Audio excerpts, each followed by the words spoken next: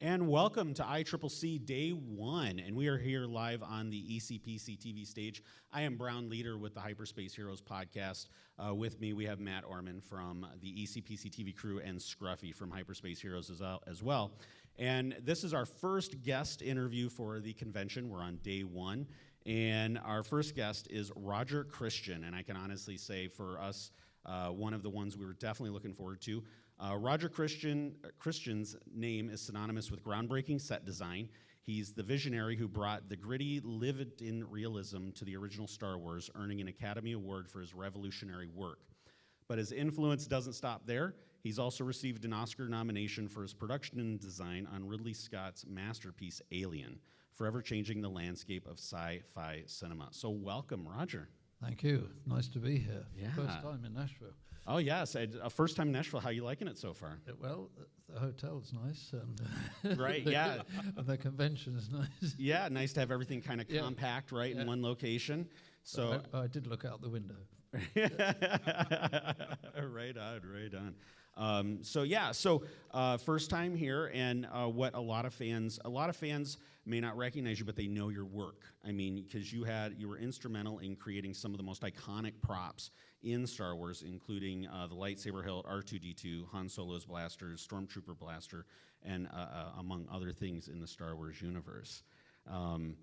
Questions, guys? I want to know just where being on a Star Wars set, right? I know that when the original trilogy was made, everything was based off budget, right? So the money would either be there. Budget. Yeah, low budget. So that's where I was going to go. Is like the money would either be there or it doesn't. How much of that inspired you to use what you had around to get to the things that are now iconicized that you were in hand of creating? There was no other way to do it, literally, because by the time, what happened when George met us in Mexico, John Barry and I, the designer, and I were making old kind of Mexican buildings into rum-running era sets. And because of that, George wanted this science fiction in space, like a spaghetti western in space, which I immediately knew what he wanted. Yeah. And when we got into London, they hadn't approved the budget, so George paid us from money he was owed on American Graffiti. And John Barry set up a tiny studios in London, and there was just John Barry, myself, and one art director, and Robert Watts, and George and Gary, and that was it.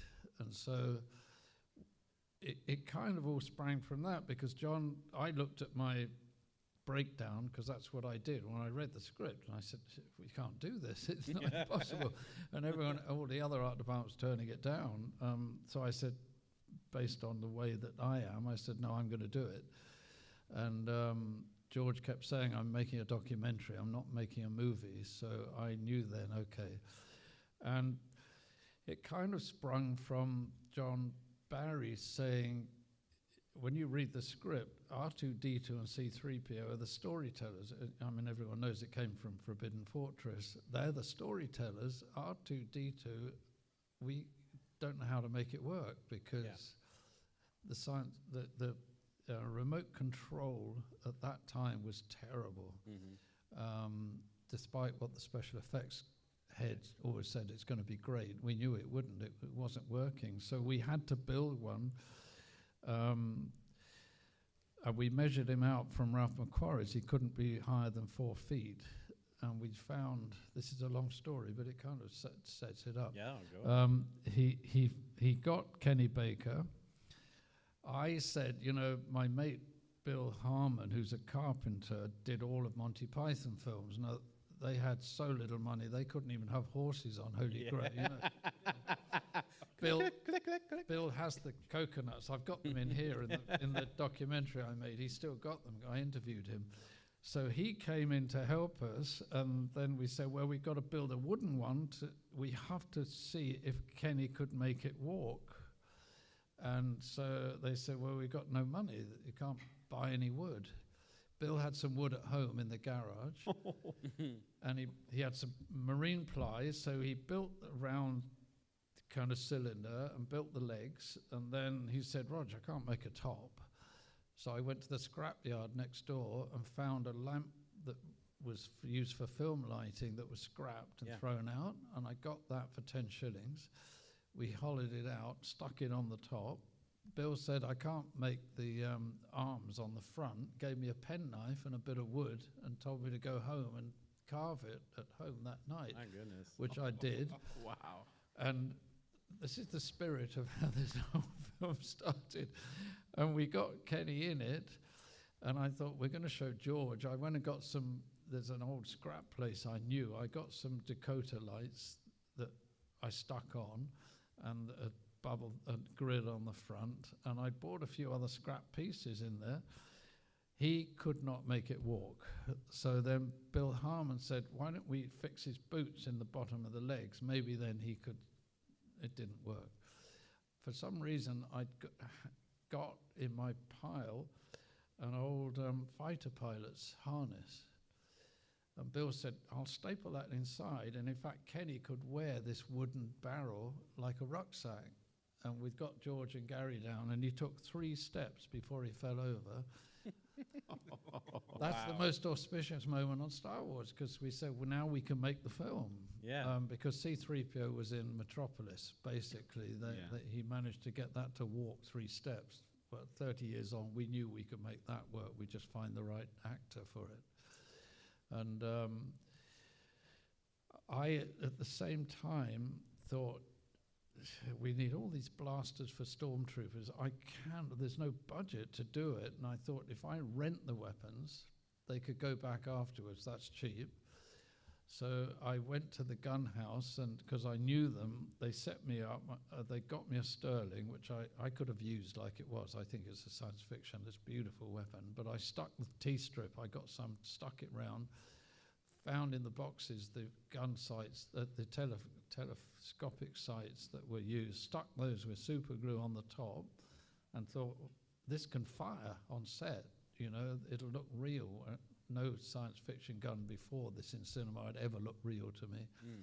And then, because George had said, Han Solo is basically a gambling cowboy. And I found the Mauser, which had a wooden stock, and I loved that gun. So I stuck more on the top, literally called John Barry and said, listen, this is what I've been doing. You better call George over, because let him have a look, because now either I'm going to be fired or I'm on the right track.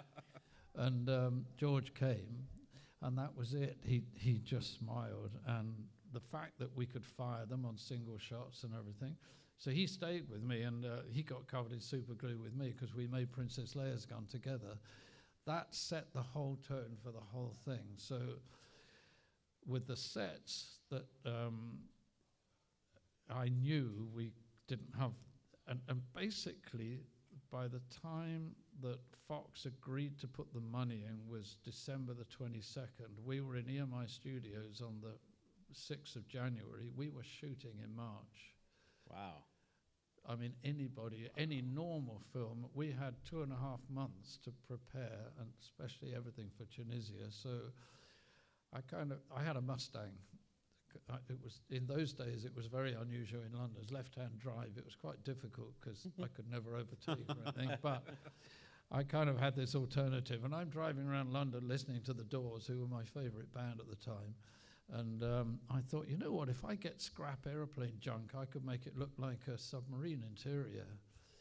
And so, again, I went in to see George and Gary and John Barry, crossing my fingers, and said, listen, I've got an idea. I could go and buy aircraft scrap, and we could dress it into the sets.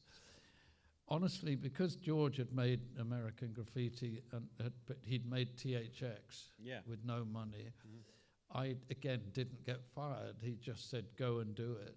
And that's how it all came about, really. My goodness. That's amazing. So you went from no budget to Star Wars to Alien. What was that like? Well, having some kind of a budget. Again, it was no budget. Wait, There was no budget too? no, I'd gone on from Star Wars onto Life of Brian. I was designing it with Terry Gilliam.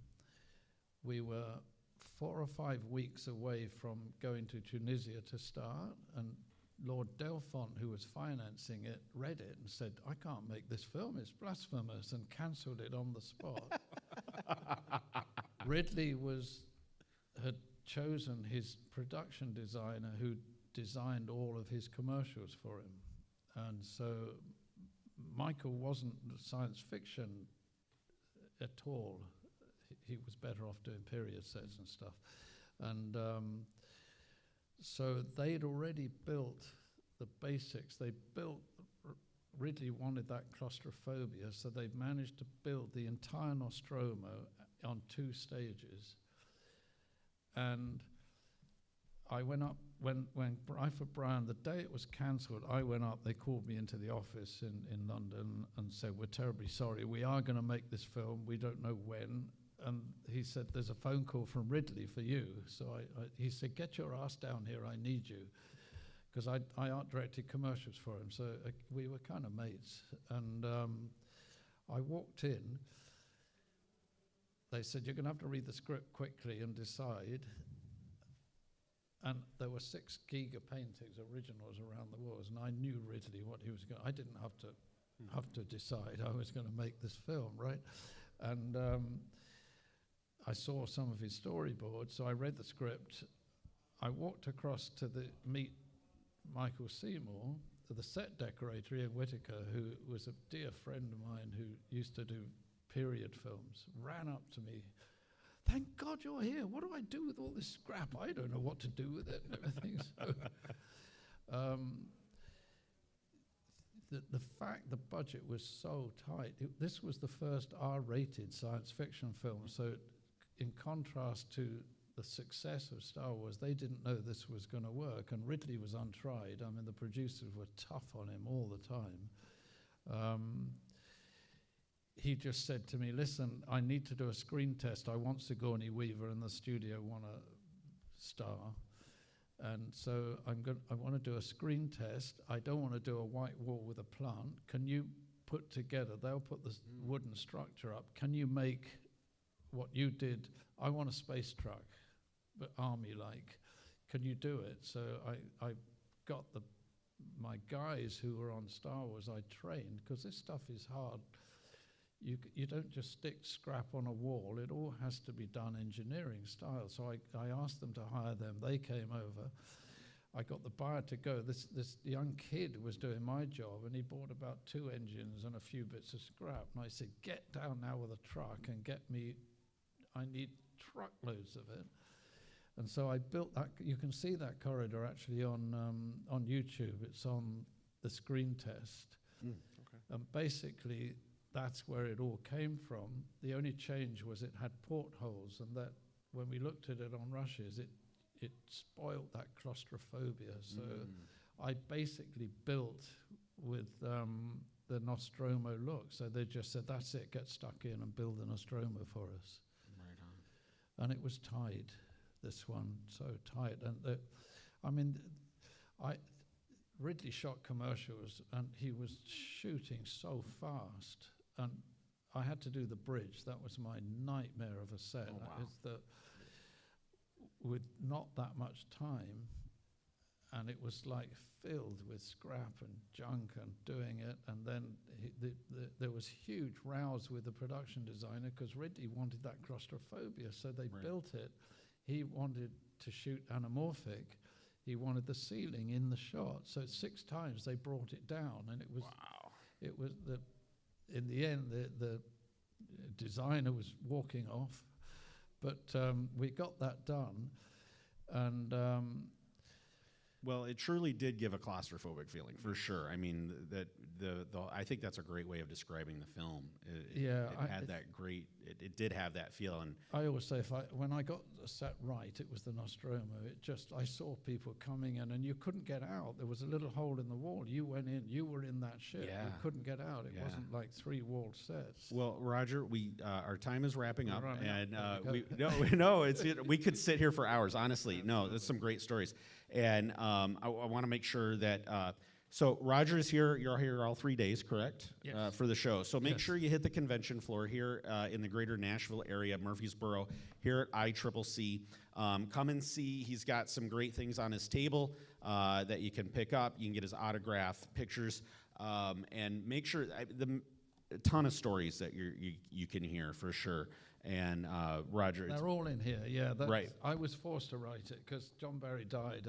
There isn't anyone else who knows how it was all put right? together, No, Star and Wars, so, love hearing the stories. Absolutely. so they forced me to write it. I had to take a year off, and Right. it's a legacy. Yeah. And I have a very good memory, so I was able to do it. And I love these films. I love what George did anyway. I think Yeah. he gave the world something to believe in. Absolutely, absolutely, and I think that's why we're all here at this convention Yeah. today. So. Well, we're here for the because of the fans, and Yeah. so we recognize that. So, Roger, thank you for joining us Not at all, today. thank you. By all means, like I said, if you're here at ICCC, even if you're in the area, come to the convention. Come check out Roger's table here on the convention floor. And thank you again for joining us here. Thank you. Thank you, Roger. Convention. So, this is Brown Leader, Matt, and Scruffy signing off day one here with Roger here at ICCC. We're on day one. Like I said, there's still day 2 and 3 to get here. Get your passes. Come on in. See a lot of great stuff. And thanks for joining us. Very good.